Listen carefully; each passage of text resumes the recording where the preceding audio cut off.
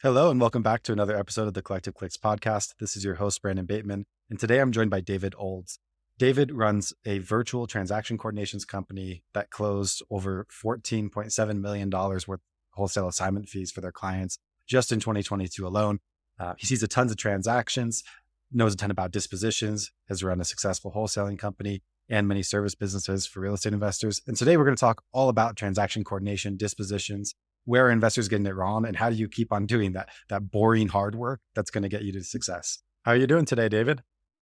Doing amazing. Doing actually really great. I missed our time a little bit. I showed up a little bit early, but luckily I realized that I was early and not late, right? Much better to be early than late. Doing amazing. Yes, that's fantastic. Yeah, I could say you're one of the first early podcast guests ever. And it's typically not the way it works in my office. I am like, okay, I got 3 minutes to go from the meeting I'm in to go in there and turn on some lights and get online. So it does not happen very often. But no, I'm glad we made it, and we're gonna have a little bit of time to chat today. Yeah, and this is a little tangential, but have you always been that way? Like personally, I used to be like one of the most punctual people. Like I would never be a minute late to anything. And then I got busy and was running a business. And then I started cramming stuff together. And then I became like the person who they're always waiting for 10 minutes after the meeting was supposed to start. Well, I'm not that person, but I am the 1 minute before it starts guy. Like I've always been that way in my entire life. Same like homework in high school, like college, like, I wait till the last minute. And weirdly, and maybe that's just an excuse that we make to convince ourselves that I'm much better under pressure. I do my best work, at the very last second. And it's weird because I would try to do papers like 3 weeks ahead of time, and maybe I would work out the outline, but I was always better like sitting down at 11 o'clock at night. I'm going to have this done at 7. Let's, let's start typing this up. And the other funny thing is, have you ever seen the memes or graphics memes, whatever it is, such an old guy on social media where it's like, there are two people that marry each other in life, the one who's early and the one who's continuously late, or the one who packs a week before the vacation or the one that packs 10 minutes. I am that guy. My wife drives her out of her mind that she will be waiting. I will go home and have like a 7 o'clock dinner. I'll get home at like 6:10. She is sitting in the chair, full makeup, like everything ready to go. And I'm like, well, take a shower, let's put the dogs out. Like, it'll be fine. We'll get there. So I've always been that way. Yeah, that's funny. I think a lot of entrepreneurs are. There's something in the personality. And I'm super excited for today's episode just because, I mean, you and I have known each other for what, a year? Well, longer than that, I feel like. Yeah, maybe as much as 2 years.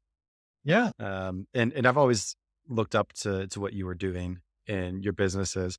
I think that there's a lot of, I guess very few people see as many transactions as you do.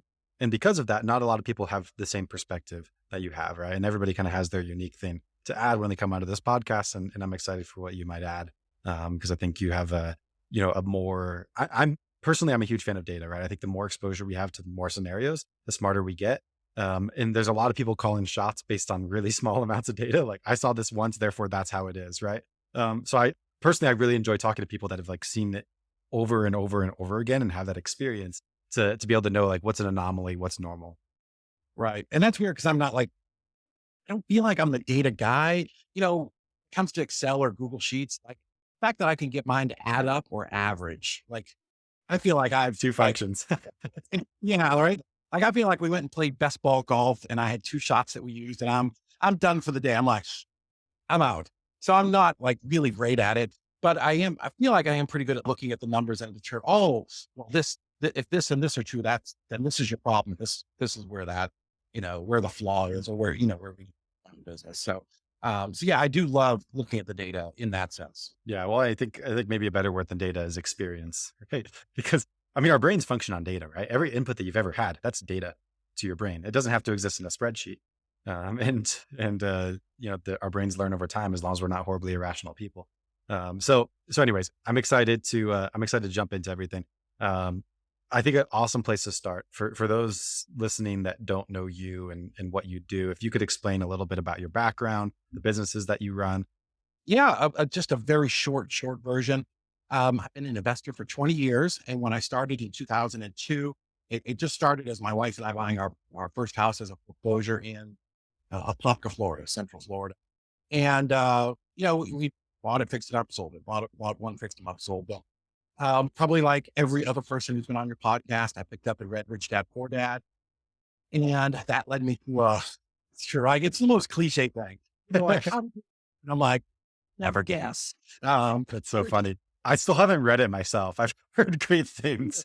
You're the guy that hasn't read it, the one guy. I'm the one guy that hasn't read it. Well, but I didn't start in real estate. I started in digital marketing and then worked my way into real estate. So it's different. But sorry, continue with your story. So, anyways, at the book, he says, listen, if you want to learn about real estate, you got to join like a real estate group or a meetup or, something like that. He talks about if you want to join or stuff, like how to get involved in those.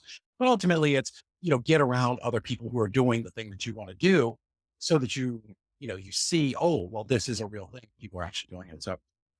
So I joined the Central Florida Real Estate Investors Group.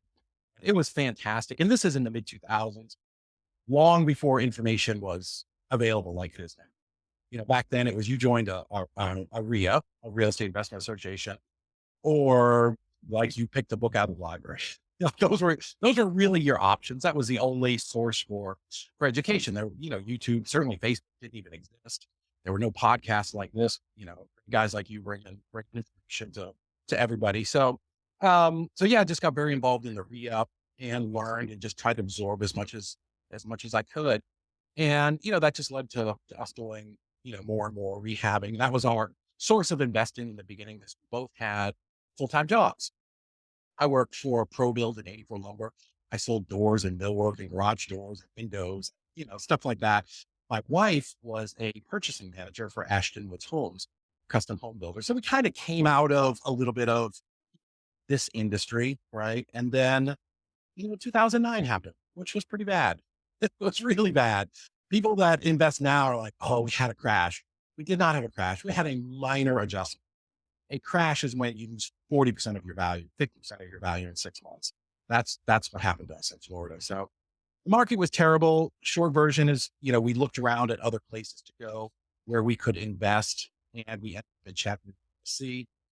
And from here, we moved here. We really knew nobody. I knew one realtor, kind of, but we moved here for real estate, and the market was terrible. So we started wholesaling, wholesaled a lot. Learned how to do some owner finance. We bought over 100 rental properties over a few years. And then, then we took that wholesaling business and went wider and bigger and into other markets. Made some terrible mistakes along the way. We failed as hard as anybody possibly could and wasted money but we learned a lot. And I like to tell people I was just kind of too dumb to quit. And then about 3 years ago, we started Easy REI Closings, which is our virtual transaction. So that's the very short words. Yes, that's fantastic. So as of today, what you have running, it's the virtual closings company, and then is that it, or do you still wholesale? We don't wholesale, very, very, very little.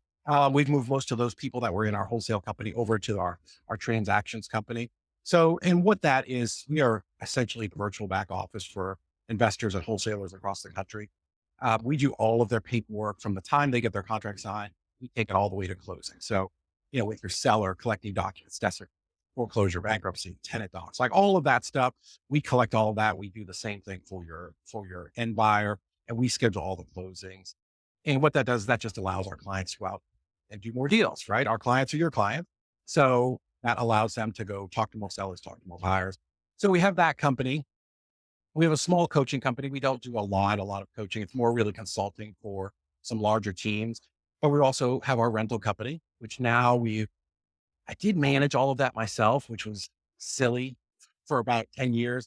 And a few years ago, I outsourced that to a local property management company. So they do the bulk of that. And we just luckily get the checks now. So let's see, the rental company, the coaching, the transactions company. We also, because we've done some stuff, we were able to buy into an oil and gas company. Some interest in that, and a couple of other small companies. So we're a little bit diversified. Yeah, understood. More as what sounds like an LP in some stuff, but then your active is going to be like your coaching and the TC. Yeah. And then I just came out of a meeting like 3 minutes before we jumped on this. We're getting ready to open a title company that's going to maybe not be nationwide, but operate in the bulk of states. So kind of got that is our next future big. Yeah, I every time I think about transaction coordination, I think about this conversation I had with Austin McCurdy. I don't know if you know Austin. He works with Sharper Business Oh Solutions. yeah, oh yeah, So yeah. you probably know Sharper. They just have like 30 coaches. Austin is the one that works with us. And he Oh yeah. just tells this like repeated story of what always happens when he goes into a wholesale company and he finds the COO and he's like, "What's your job?" And they say, "Well, I manage the operations." And he's like, "Well, there basically are no operations in a wholesale company. You have sales and marketing and you have transaction coordination. That's the only thing that falls under operations. So you're telling me the only thing that you manage is transaction coordination." And they're like, "No, I do all this other stuff." But basically what Austin was explaining is because the nature of transaction coordination is so different from the other aspects of the company. It's just this one little thing, like the redheaded stepchild of so many companies, because it doesn't follow like the pattern that the rest of the company follows. It is kind of ignored or not known of. And I see some weird stuff. I've had clients or like acquisitions is doing like transaction coordination or something like that, which is absolutely horrible. It's terrible, right? So somebody uses somebody like you, we generate all of these leads, right? And, so we're filling our funnel. And then, I mean, let's talk about in a wholesale company, you're going to hire acquisitions, you're going to hire dispositions, right? Now they're a little bit different. Your acquisitions people need to have, you want them both to be money motivated, right? Without question. But your acquisitions people, you're going to want to lean a little bit towards like higher empathy. Oh, I understand. That's just a guide. That's terrible, right? You have to have more. You have to have a little bit of a heart, right? Whereas on the disposition side, you want the sharks, right? Because on dispo, it's a constant fight. It just is, right? Because who are we dealing with? We're dealing with investors. If they can knock you down 5 grand, that's 5 grand. So they're a little bit different personalities, but you've hired them for what they are. And let's just kind of step back and up a little bit. Whether you're a solo, wholesaler entrepreneur, or you've got some kind of team built out, right? You're basically the same personality, right? You've got that sales mentality, that hustler mentality. I like to ask questions when I'm presenting to a big group for wholesalers. Okay, who got in this to make a lot of money? Ah, who loves that rush of contracting the deal? And everybody goes crazy. Who got in this business to solve title problems? Literally just crickets, because that's a different personality type that enjoys that type of work. And, you're probably, I could tell you're like super organized. Like you're not the same personality type as me, but wholesalers are like me.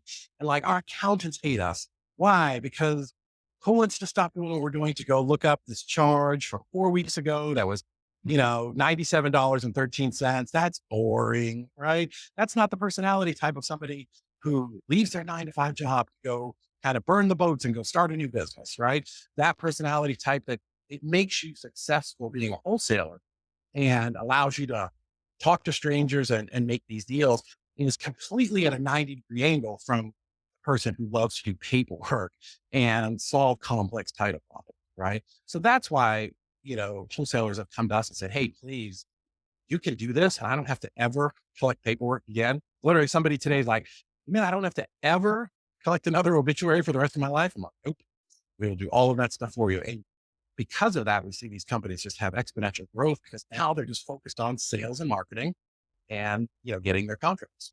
Hmm. And I don't know if this is an observation or a question or, or what, or me just looking at someone else's company and thinking, what the heck is this guy doing? But, but basically what it sounds like is you took the worst part of the business and you said you just do that for people. And to me, that sounds like a horrible, like not very fun thing to do as a business owner. So tell me, like, what's going through your mind? What makes you think like, oh, all that like stuff that I hate in my business? I'm just going to only do that for everybody else. It's funny. Do you know who Corey Geary is? Of course. Yeah. Yeah. So I was with him in Puerto Rico yesterday or 2 nights ago, and we were sitting around with Robert Wensley, who had nothing but amazing things to say about you, by the way. And we were talking, and he said, "Dude, well, we were in Cozumel 3 years ago or 4 years ago, and you said you wanted to do this. I told you it was the stupidest effing thing I've ever heard in my life." It's the same thing, right? Well, so what it is, and this is how most people how you build a company is fill in underneath you with somebody to do the thing that you don't want to do. So as we grew, a couple different things. When I started, It was me, myself, me, myself, and I. No, it was myself, my wife, and my brother. And, she did a lot of rental stuff. He did acquisition, this stuff. And I also did the transactions. And what I realized is, science tells us there are 24 hours in a day, more, no less, right? Math and science tell us that.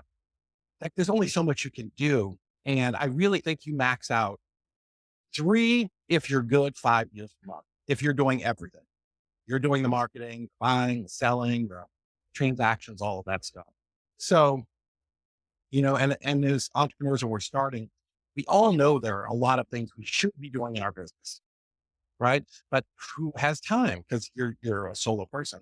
So one of the things that I realized when we started scaling up is I brought somebody in that could do transactions. And I was like, oh my God. It made my life so much better because now I'm not, tracking down, oh, this one, this guy got a contract. I sent to the title company. Now I've got this laundry list of stuff to go out and gather up for them.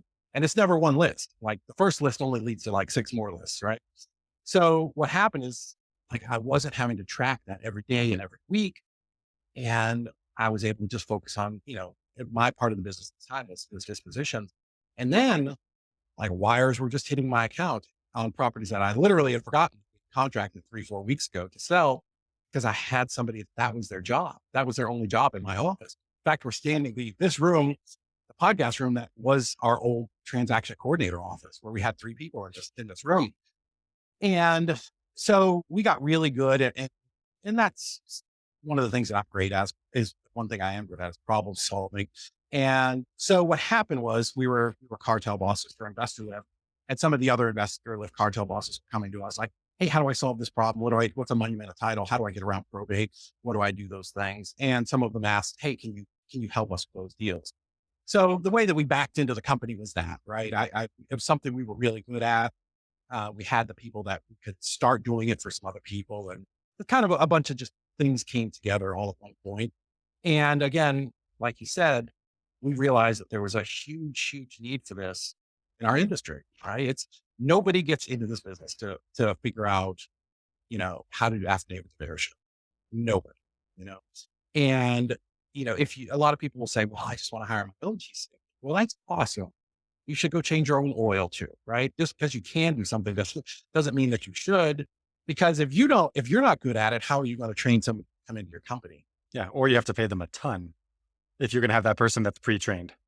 That's the fantasy, right? The fantasy is, oh, I'm going to go buy or get this, the former title agents. Well, just came out of a meeting where we're talking about hiring people at $90,000 a year, right? These are not cheap people. These people with 20 years, 10 years experience they're not someone you're going to get for $10 an hour.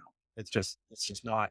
And you probably, a lot of people listening probably don't have the need for that person, but for a literal fraction of that price, you can have us, you can just leverage our team to afford, right? Somebody gave a great example, like, Dave Richter, we're like fractional transaction coordinator, sort of like has a fractional CFO service. I'm like, well, it's an interesting way to think about it, but I guess so. You get our teams, just decades of experience to come in and help you close your deals. And what happens is the biggest, the thing that I didn't realize in the early days when I was trying to do it myself, even though I feel like I was good at it, was the deals that were being lost that title companies just said, oh, you can't close that one because I didn't know the right questions to ask. I didn't understand how title worked is the cost of lost opportunity, the cost of the contracts that you canceled that you probably should, that probably could have got closed. And I do believe, of all the contracts that don't close, we can close 50%. Now, some are just a big old pile of steam and dog crap, right? Like just some are just so bad that you're going to have to do a super quiet title to get it cleaned up. But there are many times where I went to my title company and I said, hey, here's our contract. And the attorney was like, and this is the early days, right? Well, David, you're going to have to do a probate on this. There's a dead person. And literally I would just this 15 years ago, an $8,000 contract, throw it away. And this one attorney, we started calling him Dr. No, because every time I went there, the answer was just no. And, finally at one point I'm like, his name was Jeremy. I'm like, well, Jeremy, what would you do if this was your deal? Oh, well, if it was mine and, if I got a copy of the death certificate and an obituary And, all the heirs were willing to sign, and I can affidavit of heirship, two independent parties. Well, yeah, I guess we can close this. I'm like, dude, you know how many contracts I've thrown away because you told me I couldn't close this thing? And now you're telling me there is a way, right? So that was something that we learned early on, is to Yeah. ask really good questions. How can this, right? What could we do? How can we overcome this, right? How do we get around this problem? And some you just can't, right? I'm not saying we don't have magic wands over here. This isn't Hogwarts, but there is a way to solve a lot of these problems. And that's just outside of taking it all off your plate so that, you're not taking it. Because literally 30% of your time, we've talked to all of our clients, they were spending 30% of their time. So that's time that they have back to put back into talking to more sellers, focusing on your marketing, selling more deals. Yeah, that's fantastic. I'm trying to think of the best way to, suck all the knowledge out of your brain. I think maybe, You just good question. Ask questions, and I can go all day. yeah. So let's talk about. I want to talk about more in depth about two specific things. One of them's going to be TC. The other one's dispositions, like this back half of the company, right? What happens after you get the contract? Because I know you have a lot of experience with each. I can tell you. Let's talk dispositions first. Maybe it's a little bit more simple, right? Let's jump in there. So something that I know you for is figuring out national dispositions. I know you've taught a lot of people to do that too. Um, and in my opinion, we have a lot of clients that are kind of in this transition phase of going from like a single market to two markets or three markets or four or 50 or 200 markets, right? Because they're trying to, they're trying to scale out that way. And it's something that we talk about a lot in this podcast because I think it's kind of underutilized in this industry, that kind of strategy. And you've been able to kind of figure that out. And you've seen a lot of people, succeeding in dispositions and failing in dispositions, obviously, managing the transaction coordination side. So based on your experience, if you had any advice for somebody expanding into multiple markets and how to figure out their dispositions process, how they have to think about that differently, or the things that they're going to need to implement to be successful there, what would that advice be? So that's a lot, but let me break it down just a couple small things that hopefully will. I want to give you and the something to think about before they start the process, right? Give them everything in 30 minutes. But one of our principles here is start with the end in mind. So what is that? Sounds great. Sounds like a great bumper sticker, right? It sounds Forrest Gump dopey, right? But what does it actually mean? Well, so for us, I don't want to go into a market where there's not going to be enough cash buyers to do the thing that I want to do, right? And I think you had mentioned it earlier. Like as humans, we all presuppose a lot of things, right? So let me give you this example. If I went outside and someone handed me the keys to an ice cream truck today, right? I'd be like, I'm going to go buy me some ice cream. I'm going to get chocolate and vanilla ice cream because I'm a fat guy and I like chocolate and vanilla ice cream, right? So I'm going to fill up my truck with chocolate and vanilla and I'm going to go out and start selling ice cream. And I may sell some, right? There are going to be other people like me, right? 25% of the world is like me. But, but if I go out there and people start saying, you really wanted pistachio, why don't you have pistachio? I'd be like, because I'm allergic to peanuts and I can't be around them. But you know what? I would figure it out. All right. I would go figure out a way. I'll put gloves on and a mask and I would sell people pistachio because the point of that is you have to sell people what they want. Right. And so many times as investors, whether it be wholesalers or rehabbers, we only do the thing that we want. Right. I'm sure you've had people on here talk about rehabbing their biggest mistakes, over improving properties, right? Doing cool accent walls in the living room that they think is great, right? But that's not what the public is looking for. So I say all that so that you can look at it this way. If you're going to go into a market, do you understand what people want, right? The data. The data is pretty easy to, right? Investor Lift, you can go, list source, you can go Prop Stream. You can pull the data of all of the cash sales for the last 90, 120, 180 days, whatever, right? I could pull all of those. I can very easily sort by square foot. I can sort by age. I can sort by price range. Like you can fool with those numbers enough to get yourself, hey, looks like most of the sales that are being sold for cash, or the properties that are being sold for cash, because that's what we do as wholesalers, right? Set novations and all that other stuff aside for right now. Let's say most of them were built between 1940 and 1970, whatever the numbers are. Okay, great. And let me look at the range on square footage. Most of them are between 1100 and 1700 square foot. Cool. And now I know that most of them are selling between 140 and 190, right? So now I've got some data and I know that there are enough of those transactions happening in the market to absorb the inventory that I'm going to. Does that make sense? Right. Oh, absolutely. So now I can back into my marketing. So if I'm going to do PPC, maybe I run that for a state, and now I can see which markets or where the transactions are actually happening. Or if I'm going to run some type of telecommunications or direct mail, I'm going to be pulling a list. Well, now I can really zero in, right? I can go all the way down to the sub 4 zip code and say I only want 1,100 square foot plus houses built in this range. Does that make sense? Yeah. So I start to get super, super targeted because here's the thing, right? Your marketing dollars are like soldiers. You send them out, they cost you money, but for every dollar that goes out, I want them to come back with 4 or 5 friends, right? I do not want to just be spending money for no reason. So we get very tactical when it comes to this. And, PPC, of course, I know you're smarter than me, but for me, I can only get it down to like a city or a county, right? I know there are people that say you can get it down, you need to dial it closer, but um, but if I want to go super direct on direct mail or cold calling or SMS or something like that, well, I can, it's like a laser from space. I can point it in there, get a little bit closer.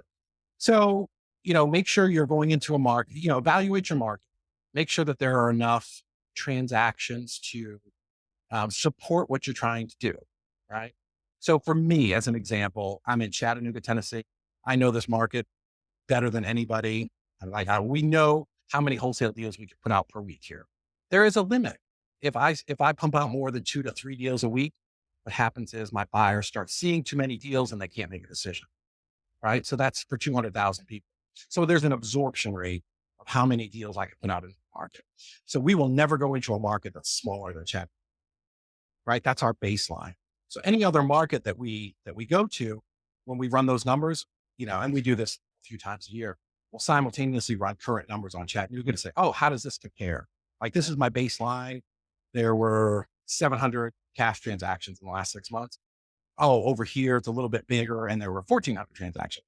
Good, okay, and does the spread and everything else fit? So we do a little evaluation, kind of back of the envelope, chicken scratch of figuring out, is this a place where we should be? Right. So the other thing we'll look at is, and this might be deeper than y'all want to go, but we're going to want to look at rentals and price increase. And here's why.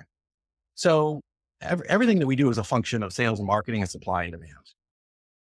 100%. So there are a lot of markets where it may be good for a landlord, but not necessarily good for a wholesaler. You're like, well, that's stupid. How does that even make sense? Well, because if there are certain markets, I'm not going to call it anybody's market, but if we go into that market, maybe there's a 2% rent multiplier, right? So what rent multiplier is? 1% is standard. That's kind of like the off the cuff, I want a 1% rent multiplier, which means if it rents for $1,000, I should buy it for 100,000. Well, there are some markets where they want it to rent for 1,000, buy it for 50. Well, what does that tell you? Why can you buy something that's producing $1,000 per month for 100 in some market, but for only 50 down here? Because it's a supply and demand issue. There's more supply than demand. Make sense? Oh, absolutely. Cash flow markets. Cash flow markets. Thank you. Do I want to wholesale in that market? Absolutely not. Why wouldn't I? Because there's more supply than demand, right? So I can't run up my assignment fees. It's not a great place to do 20, 30, 40, $50,000 assignment fees. Great place to be a landlord. Fantastic place. Not a good place to be a wholesaler. Memphis is a cash flow market. Not a great place to be a wholesaler, especially virtual. Now, I will say all of that to say this: if you live in that market, you're going to dominate because you understand. But going into a virtual market is very different. We could have a whole separate conversation about the difference between virtual and local wholesale. So, Got it. I was about to say, because Chattanooga is kind of a cash flow market. a high appreciation market. Is it really? I never thought of it like that. We are on fire here. We're the next Nashville. Let me tell you this: when I bought properties back in 2009, 10, and 11, like a stone's throw from here, a street and a half away, they were renting at $395. Now I haven't updated them other than like some carpet paint, and those same units are renting at 1,100. Like they've tripled. No, we're a very high appreciation. Oh, that's fantastic. I bought it 30,000 like 6 years ago that are, well over 100. No, we're high appreciating right now. So you want to be in those markets where, and the way that you tell the difference between a cash flow market and, a good market is going to be, have rents gone up? Because if rents have gone up, it means there's pressure on the market, right? There's more tenants than properties, right? When there's more tenants than properties, what's going to happen? Investors are going to come in, buy the vacant house, flip it, turn it into a rental because rents are just going up. So you want to be in a place, for me, y'all do whatever you want. For me, I want to be in a place where I'm seeing rents have gone up over the past 4 or 5 years. Also, you know, Instagram crowd hates when you say stuff like that because you're a terrible landlord. You just raising rents on people. But listen, we're in business, right? We're in a business to do this to make money. Yeah, I mean, houses aren't charity. Last I checked, at least most of them aren't. Eat me up on Instagram for stuff like that. Or die. It should all be, housing should be as a right, and whole nother podcast. That's hilarious. So let me maybe say this in different words, and you can tell me if I understand it right or not.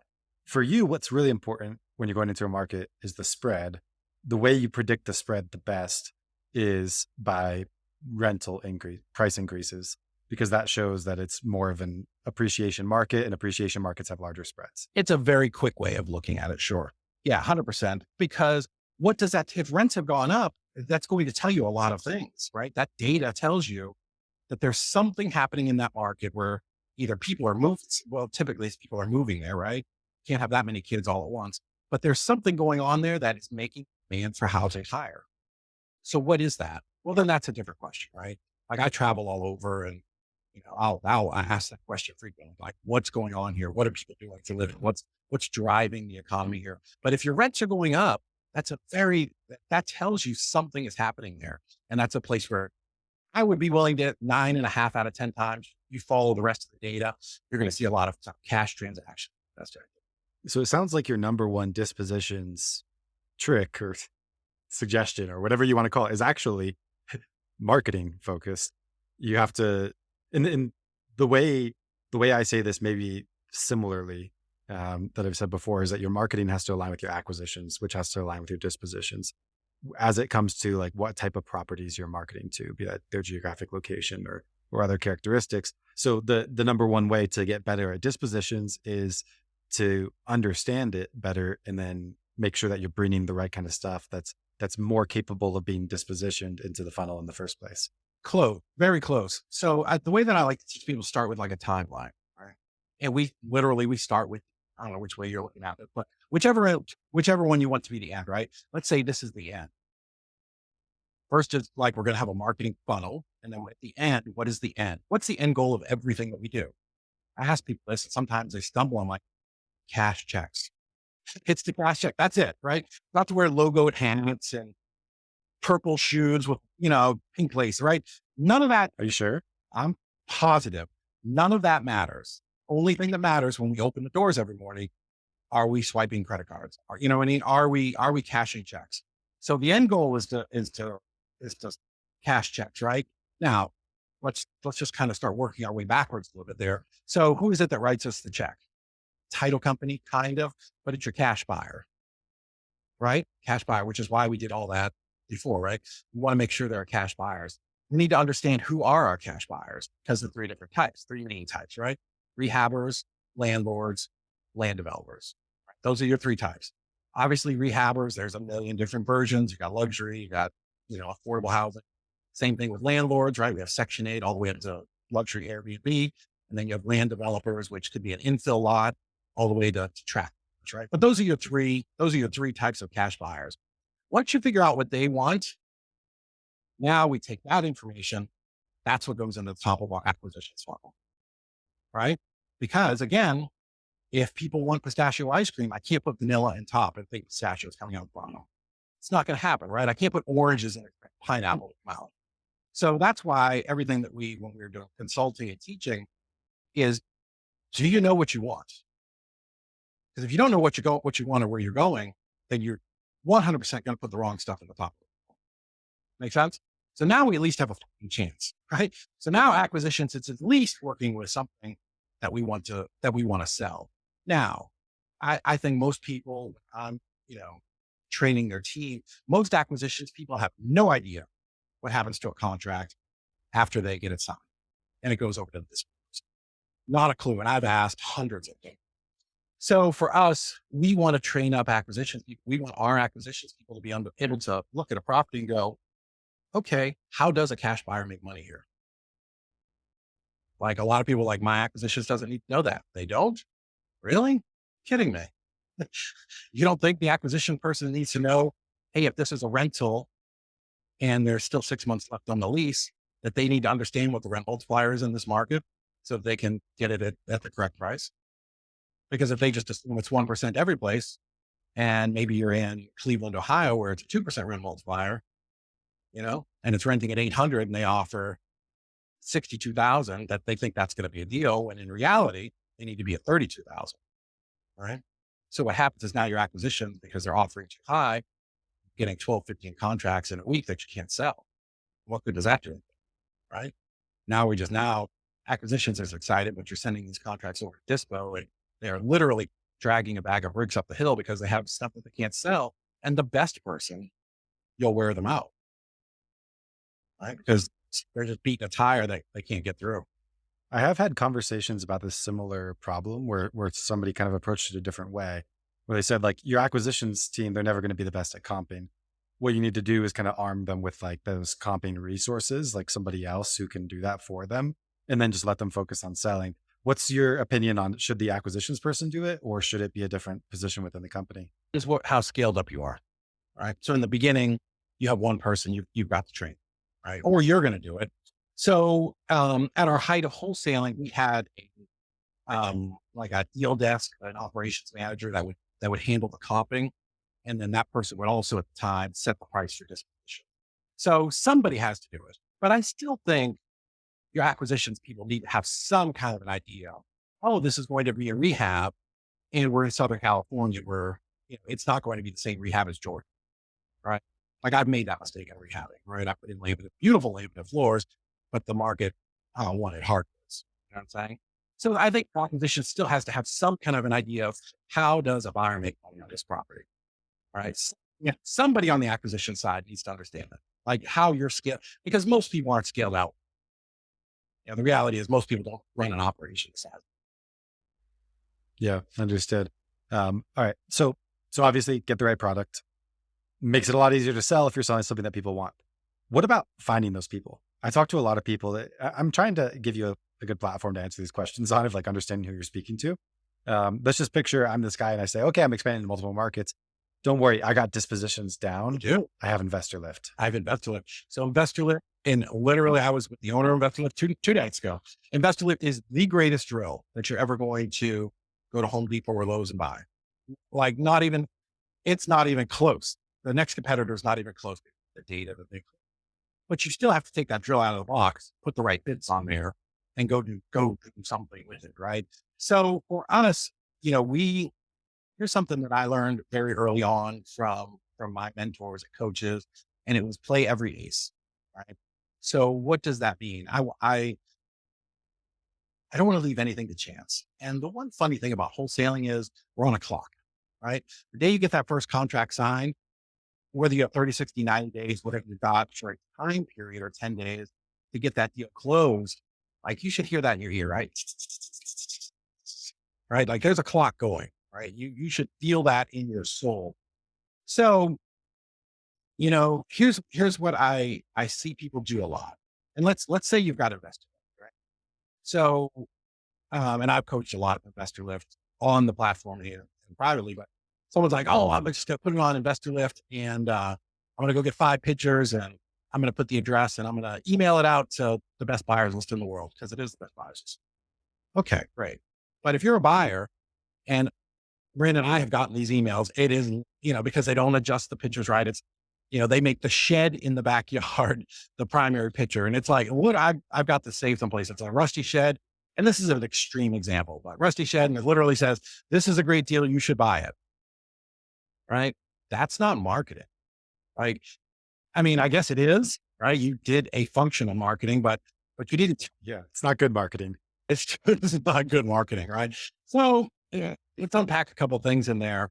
One, for me, right? And I will say this to wholesalers, and especially anybody new to the business from 2019, 2020, 2021 got incredibly freaking lazy because the market was so hot, your dog could sell a deal, right? So what happened is you got people just throwing crap like that out there. But here's what I've always, from the very beginning when I started this business, um, like I would go to even when I was going face to face to houses, and I would stand there and I would literally stand in the front yard and just look at the house and look around, and people are like, "What are you doing?" I'm like, I'm trying to figure out the story that I'm going to use to sell this house, right? I'm trying to figure out what about this deal appeals to a buyer. No different than what we were talking about before, right? So when I'm looking at this house, like, am I going to try to pitch this to a rehabber? Is this an investor? It's kind of a double lock right in front of the elementary school. I wonder if they could tear this down and build some townhomes here, right? Who am I positioning this deal to? So when that marketing goes out, I want to give every buyer who I can get to open that email, right? I want to be able to tell them a story. I want to tell them every drop of information about the house, right? Beds, bath, square foot, AC square foot, unfinished square foot, basement, size of the yard. Is there a bus stop nearby? What amenities are in the area, right? Are you close to shopping?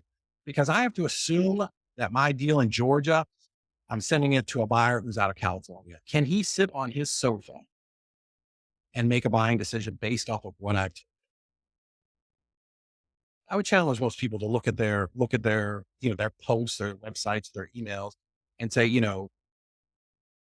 can a buyer make a buying decision?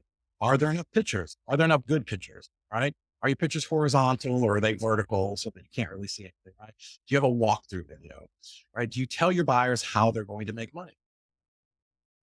Right? Like this is all stuff we did before the little run up that we just did. People just got lazy and now they're struggling because they don't understand. But you know, if I'll tell them, hey, if you're going to, here's the average rent in the area. Here's what this one could rent for, fixed up, right? This is a light, medium, full rehab. Here's what similar properties that have been rehabbed are selling for. They're selling for 280. We're selling this for 130. Maybe you need 60,000 in it. Here's how you're going to make money. Or, hey, you could make this a short-term rental. Here's how, uh, here's what those things are paying. Does that make sense? So we want each story because people are busy, man. I have 16,000 unread emails in my Gmail account, and that makes a lot of people skittish, right?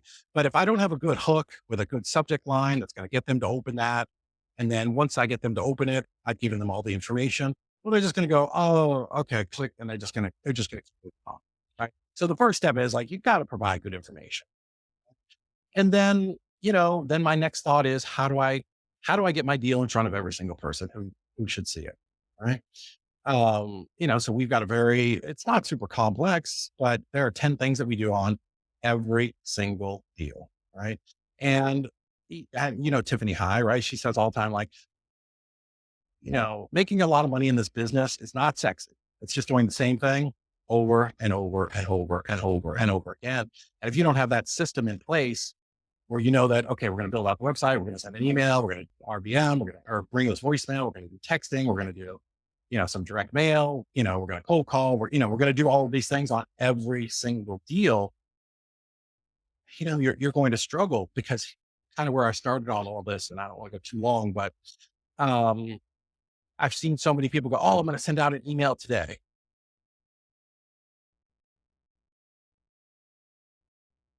3 days later, oh, I still haven't sold my deal.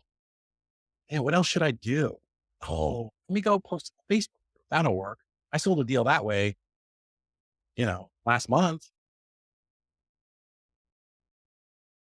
Shit, been a week, still hasn't gone. Somebody said posting on Craigslist still works. Let me try that. In 2 days, nothing. I wonder if I should cold call some buyers. All right. So what's happened is your time just starts getting eaten up. Eaten up. So what we try to teach people is, when we launch a property, and that comes from my days of retail, I want to freaking shock and awe of market, right? I want my deal to be every place, right? I want it on someone posting it in the damn bathroom above the urinal. I want it every single place where I think a buyer might possibly be. I want my thing there. So I want to be on Facebook. I want to be in the investor groups. I want to be, emailing people. I want to be cold calling them. I want to be sending a text out to our preferred buyers I want to be dropping RBMs. I'm doing every single thing. I'm playing every ace that I know works. And what that does is that now what happens is you're just start moving with some consistency. Now, people will often ask, which one of those works? I don't know. I guess if I put a different phone number on every marketing channel, like I could really track it. That's not the thing I'm great at. My goal is I'm just, once I release a property or launch it, I want the phones and my dispositions to melt. Melt. I want so many inbound calls coming in that they can't get up to go pee. Right. That's the goal. Like when that happens, I'm very happy. Right. Because I've done my job marketing. Yeah. Well, and I think there's two advantages to what you're talking about. I mean, one was, like you said, there's that ticking clock, right? So if you waste some time on this, then you have to do this other thing. You waste some time there. The other one is, I think it's just as bad. Is someone starts with the email, and then in that first 3 days, they do get their offer, and then they take that, and because they get that, they don't go onto Craigslist, they don't go into cold call, they don't text. And for all you know, through cold calling, you would have found a buyer that was going to give you $5,000 more for the property. And then was it worth your time to do that cold calling? I would say absolutely. I think far too often what I'm seeing working with our clients is they're focused on dispositions is to move the property, not to move the property for the highest price.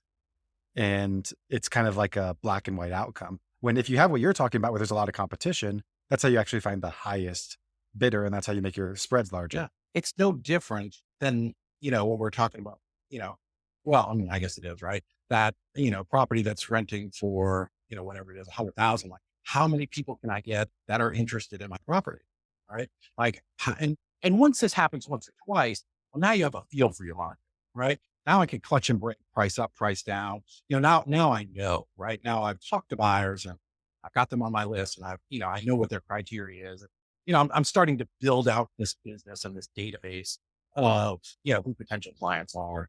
But yeah, because the opposite of that is one of those doesn't work, right? But I didn't try all of the other things. So now you're also letting down your team because most people's team, they work on heavy commission. So, for me, I feel like my responsibility for my team is to make sure that we have a system that works and is very consistent because the acquisitions guy it may be the best deal ever, but the biggest fallacy in all of real estate coaching worlds is, if you have a great contract, it will sell. Well, I'm here to tell you a good contract sitting on my desk is not going to sell unless I get it out there. All right. You have to have good marketing, right? Now, maybe this deal I could make 100,000. So if I just call my buddy down the road who always buys stuff for me, I might make 20 or 10 or 2 or whatever it is, right? So I don't want to be a cash buyer employee where like I have 5. That's the other thing that drives me crazy. Some of these guys will get up there. Oh, if you just have 5 cash buyers, you're set for life. It's the dumbest thing I've ever heard. It's a great way to have small It's spreads. a great way to have small spreads, right? You think of groceries, no business on earth wants 5 clients. That's so stupid, right? Because those guys will know that they're your only clients. They're going to know, right? It's that's the land of small spreads for sure. Be bad like that word, but that's crazy. Yeah. Yeah. That's funny. So we're coming up on time a little bit here. I want to wrap things up. Um, Anybody that has listened to this and wants to work with you either on that consulting side, talk to you because they realize you're a cool guy, work with you on the TC side, whatever it may be, how do they get a hold of you? Yeah, so I'm really easy to get on Instagram. I'd love you to.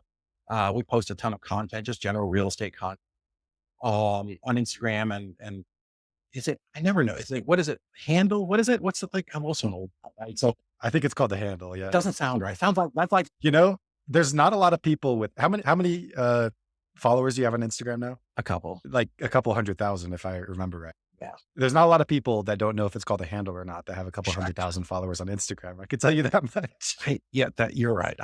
You're embarrassing, but that's that's true. No, I don't mean that in any negative way.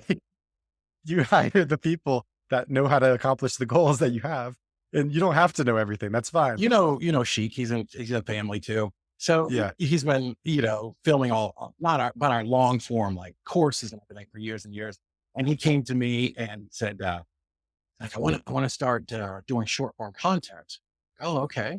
He's like, I want to do your Instagram. I'm like, dude, I have like 1,500 people.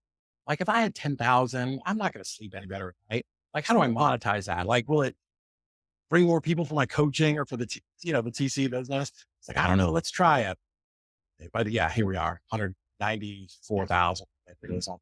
But anyways, you can find me on Instagram. It's David Olds, REI.